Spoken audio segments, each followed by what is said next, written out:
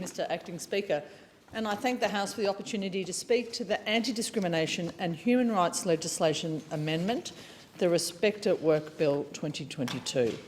The purpose of this legislation is to address sexual harassment in Australian workplaces by implementing the recommendations of the Respect at Work Sexual Harassment National Inquiry Report 2020, the Jenkins Report.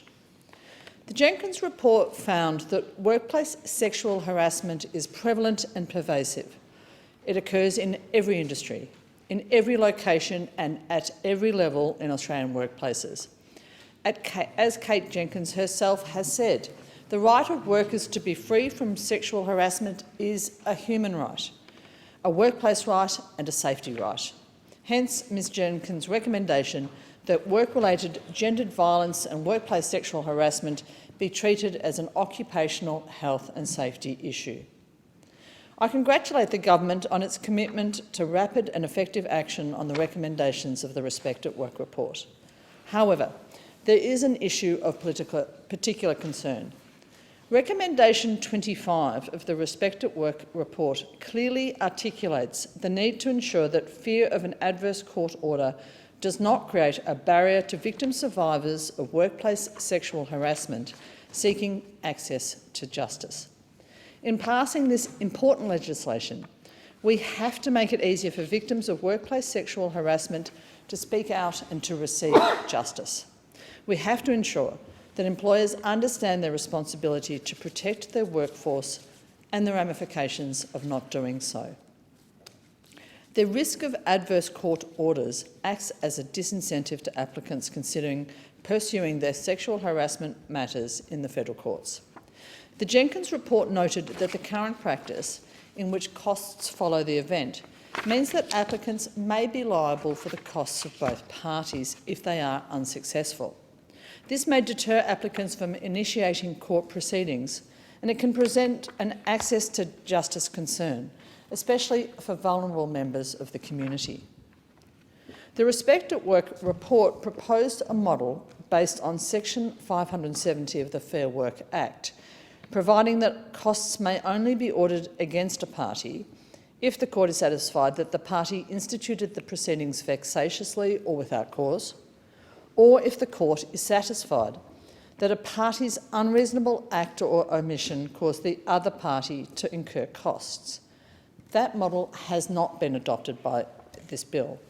Instead, this bill proposes a cost neutrality approach. The proposed cost neutrality provision in this bill provides that, as a default position, each party bears their own costs in an unlawful discrimination proceeding. The courts do retain discretion to depart from this default position and to make cost orders where they consider it just. In considering whether to depart from the default position, the courts have to have regard to a number of factors, including the financial circumstances of the parties to the proceedings and whether any party to the proceedings has been wholly unsuccessful. We do need cost reforms to give both applicants and respondents greater certainty in terms of the costs that they could face, while not impacting their access to legal representation. People need to know what they're committing to before making important legal decisions. However, the model proposed by the government in this bill, this cost neutrality approach, will, however, likely have an opposite effect to that intended.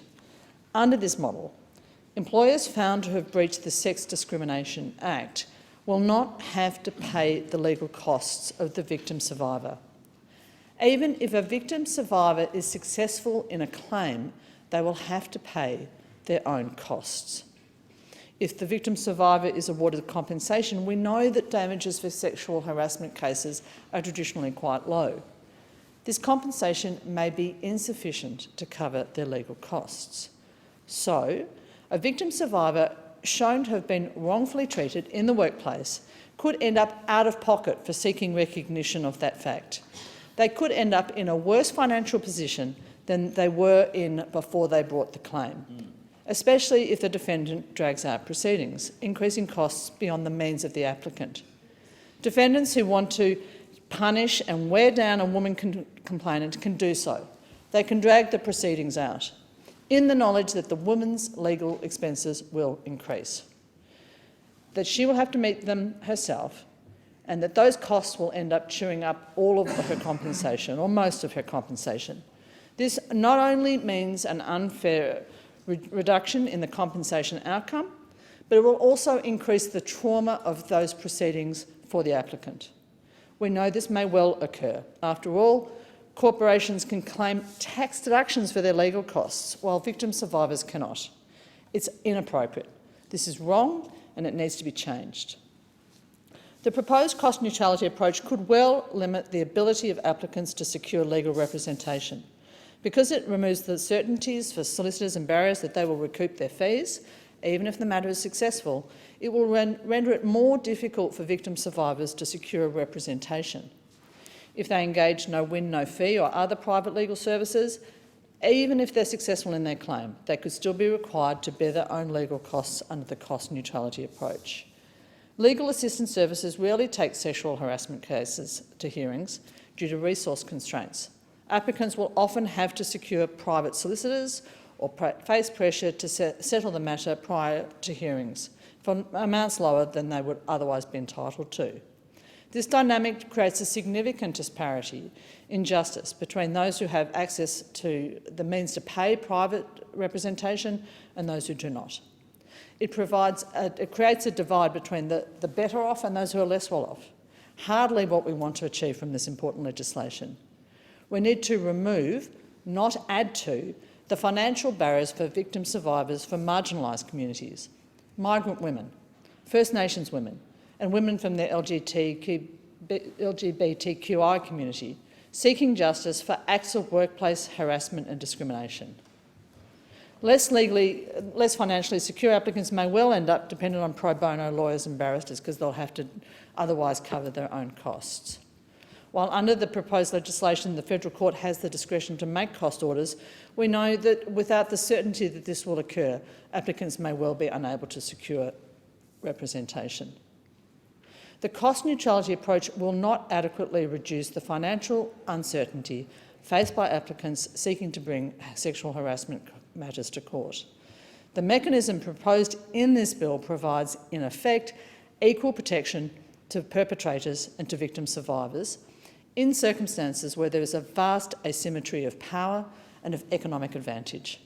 The cost neutrality approach may well act as a barrier to accessing justice for victim survivors of harassment and discrimination.